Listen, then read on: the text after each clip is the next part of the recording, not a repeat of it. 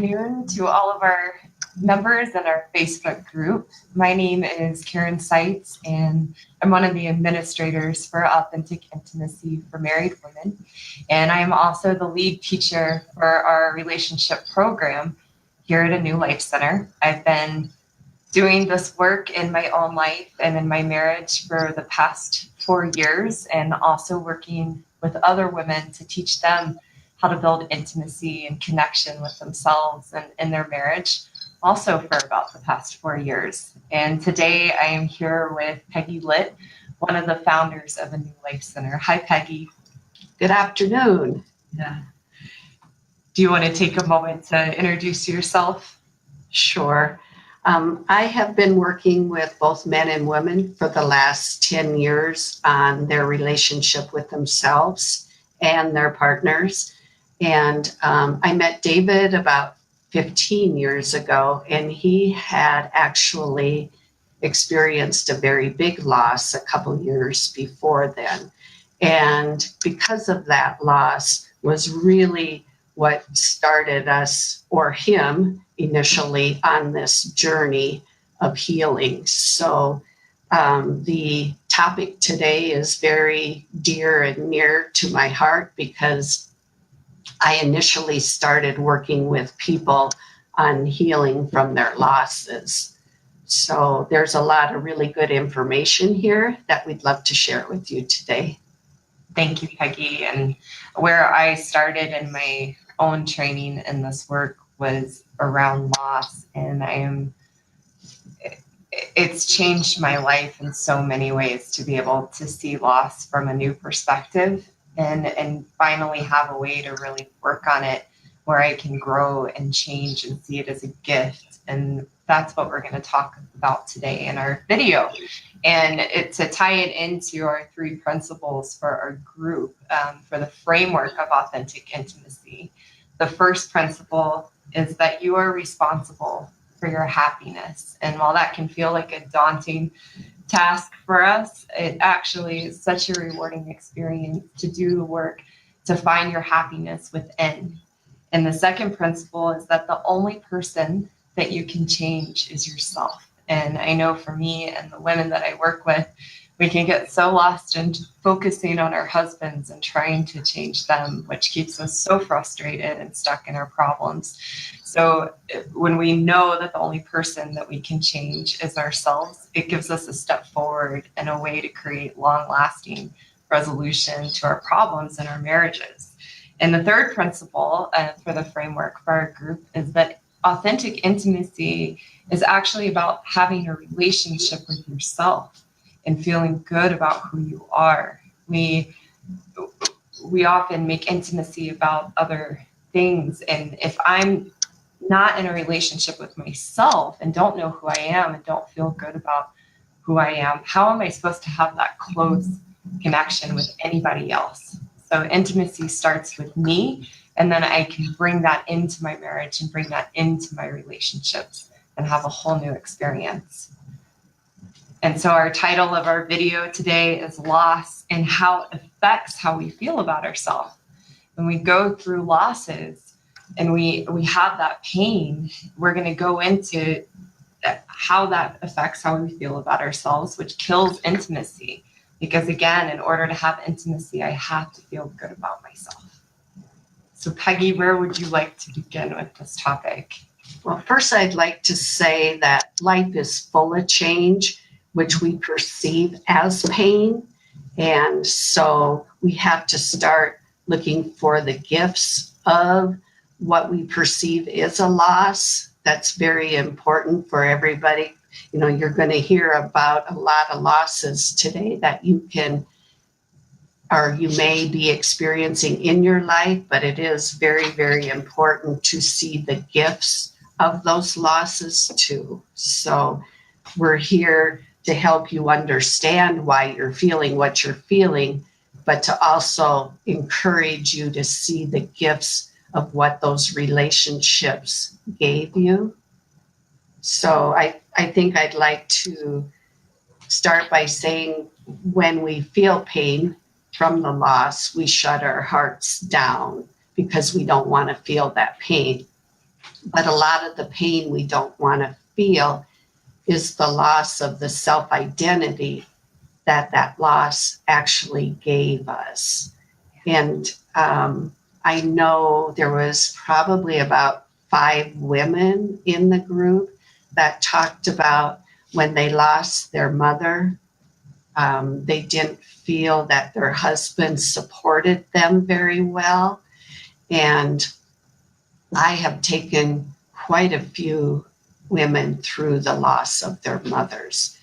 And one of the self-identities that almost all of them had, they were so used to confiding in their mothers and having their mothers part of their choices that they were going to make, that they no longer trusted themselves to make the choice for themselves. So that was very painful for them. And I think probably some of these ladies now want to depend on their husbands for that. And their husbands don't want that responsibility. And I think we need to be responsible for our own choices. And if you can maybe see the gift that your mom was actually teaching you how to make healthy choices, then you can take that power back and know yourself as being able to do that. So this is what we're talking about, is really taking the part of you that you gave away in the relationship so you can know yourself as being able to do that. That brings up a good point, Peggy, in explaining self-identity and what we're really feeling when we're going through a loss. So because of how the mind works, which is to seek meaning externally and seek our purpose outside of us, we create attachments, whether that's, like Peggy was saying, to our mom or to our husbands or to our children or to many different things and people in our lives. And they give us meaning and purpose. So then when we go through a loss, like the loss of our mom, we lose that meaning and purpose. And there's an emptiness of feeling like, I don't know who I am. I don't know myself as that anymore, which causes us to be disconnected and not have intimacy in our relationships. And I worked with a number of women to help them move past the pain of losing their moms. And it's so rewarding to watch them find that experience of themselves that they used to get from their mom, to be able to find that inside of them and recognize that that's always with them. Well, and I remember when I was talking to my mom when I first started working with people, she got this look on her face like, oh my God, if you grieve me, you're not going to miss me. And that is not what we're talking about. We're talking about healing the pain, healing the emptiness inside of ourselves, so we'll only remember the happy times and the good things and the feeling of love. So we're not talking about just forgetting about them. It's just healing from the pain of the loss of them and what that brings up in us. Yeah. And in that, we get back the parts of us that we gave away into that relationship, which again allows me to feel good about myself and have a relationship with myself, so that I don't put those walls up and guard my heart. Because one of the things that happens with every loss we go through in life, and really we go through so much because we go through so much change. But when I'm losing my train of thought here, Peggy. It's okay. It's all right.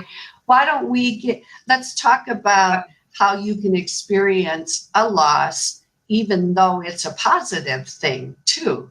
Like, I'll let you share about Adam. Yeah, that's a good kind of segue of where I was trying to go with it, is that a lot of times we go through loss and we don't even realize that we're experiencing a loss. So we don't think to deal with the pain or the hurt that might be coming up in us, because it's change and it's leading towards something good. So right now, as many of you have heard on some of the videos that we've done in the past week, my husband recently got a new job, and it's his dream job, and it's a really supportive thing for him and for our relationship. But in that, he's stepping up in his career, and how I know him and see him and identify with him is now changing. So in that, there's a loss of how I know him and how I relate to him. And I have to deal with that, that pain and that hurt that's coming up, which is just the pain and emptiness of myself and not knowing who I am. So it's giving me this opportunity to now fill in that hole with myself and not put my walls up while he's going through this transition and change. So a lot of times we don't realize that the positive changes in life actually bring up loss, and we need to deal with that hurt. Well, and another good example of that is when our children leave to go to college.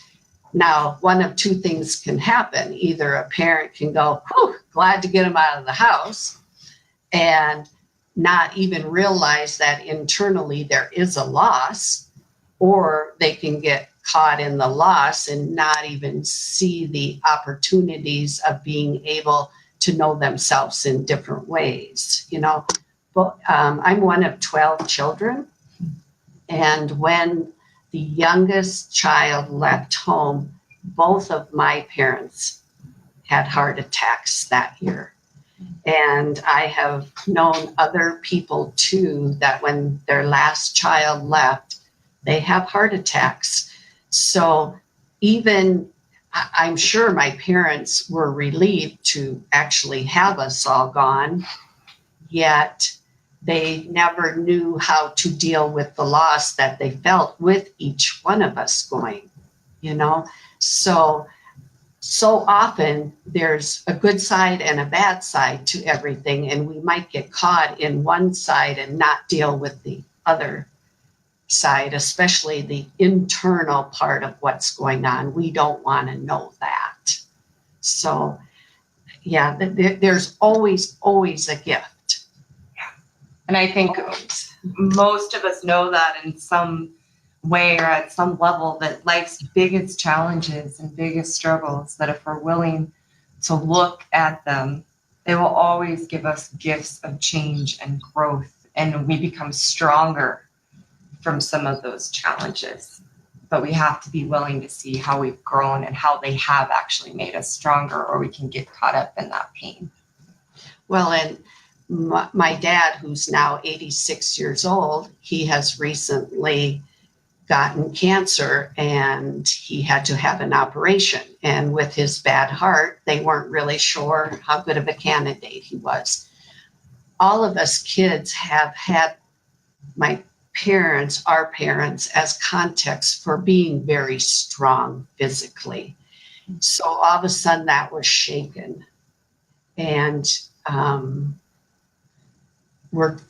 it taught me I have to find that strength within myself. I can't look to my dad to be that forever. I have to take that back in me and know myself as both physically strong and internally strong. So that's the gift of him being sick. I had to take that part of me back. And Peggy, how does that help you then to feel good about yourself, to find that strength and find those things that you were looking for from your dad and yourself? Why is working, because it kind of seems counterintuitive that if we go into that pain and get those parts of ourselves back, that's actually a good thing. But how does that make you feel good about yourself? Well, it helped me let go of my dad for those things. And in doing that, I automatically started filling myself up with my own strength. It started coming out from within me. And then I could not only be strong for me, I could also be strong for my dad and he ended up making it through, and oh my goodness, he's pulling weeds and mowing his lawn, and this is a man that has a third of his heart. So we have so much strength that we're not tapping into because we're looking for others for it. And that's a good example too, piggybacking on the loss of when we lose our moms. If we don't deal with what comes up by losing our dads, there's a good chance we would then look for that strength in our husbands or our partners. Right. Which then puts that burden on them. Yeah. Well, I'd like to start going through a few losses, and maybe we can talk about some of the self-identities that they created for us. Or, the first one is a very sensitive subject, and that's losing an unborn child. The loss could be being able to create another human being. It could be the loss of being a nurturer, the emptiness that could come from that. And there might even be self-blame attached to that. I know it's hard to find a gift in that, but maybe that gift would be that you really are resilient in life, and it will teach you to open your heart even more to another child, even if that's in adopting one or, something like that. Another loss is a job. Maybe you got let go due to cutbacks or retirement. And especially for men, this is a very big issue, ladies. If your husbands have lost their job, oh my goodness, that is such a direct hit to their manhood. And they feel such a loss of respect, of security, possibly stimulation, relationships, being able to be the provider for their family, and how can we turn that around and see the gifts? Maybe they were in a job they really weren't happy with anyway. And now they, with our support, maybe they can find something they truly love and can excel in, and even feel more of a man in their new job. So this is the sort of thing. It seems like a loss, but maybe it's really life in this instance supporting us to learn and grow about ourselves.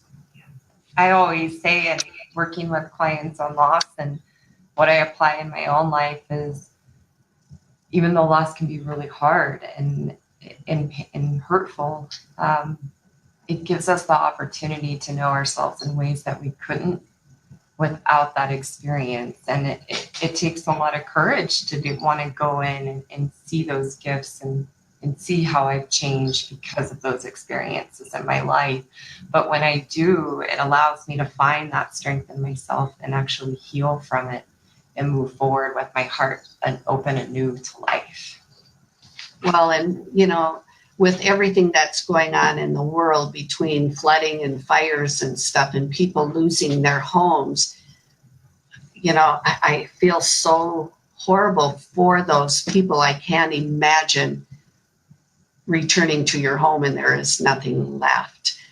But the gift of something like that, as hard as it is to see, I also see some people finding that, and it's letting go of external value of things and putting all of the value in ourselves. And I see people just getting stronger just as they're talking on the TV screen, and I'm going, oh, good for you.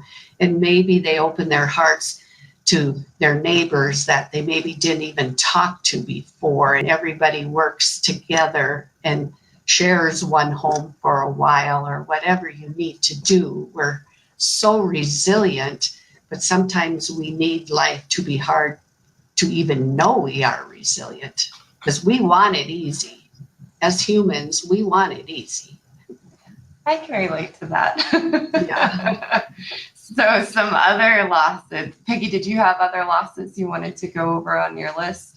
Well, like losses of friends, if friends move away, it could be a loss of your support system, of someone believing in you, of being accepted. And when you turn that around, it might make, that friend might have been with you for 5-6 years or since kindergarten, but that will cause you hopefully to step out and put yourself in situations to learn and form new friendships and maybe become more extroverted and try new things that if your friend was pretty introverted and you just hid behind or with him or her, you never would have tried otherwise. Another one, the loss of a child, those self-identities. I mean, this is a hard one, and it's loss of family, of motherhood, of being needed, of being loved unconditionally. But again, if we can get past all those losses in the self-identities and really go deep within ourselves, maybe we can help others that have lost children and know ourselves in so many different ways and really deep meaning ways in helping others and knowing ourselves as being able to do that. And another one is pets. And I think I helped you with that one, I believe, Karen. Do you want to talk about that one and what you learned? That was really interesting. It was, in my own work on letting go of some of the pain around losses of pets and helping others with the same. There's so many gifts hiding out in this to be able to get and know ourselves more fully. And for me, one of my experiences of losses was my dog Hank. When I was in my early 20s, I was house sitting at my parents' house and they were both gone, and I was taking care of Hank. And I had some friends over and we were just hanging out, and I had let Hank out to go to the restroom and he ran off. And usually if that happened, he just came right back, and he did. But while he was out, he had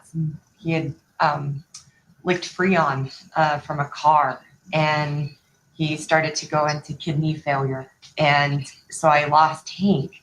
And for the longest time, I beat myself up and I put the blame on myself that it was all my fault. And I had so much guilt and so much pain around that. And I just shoved it away and never, ever dealt with it.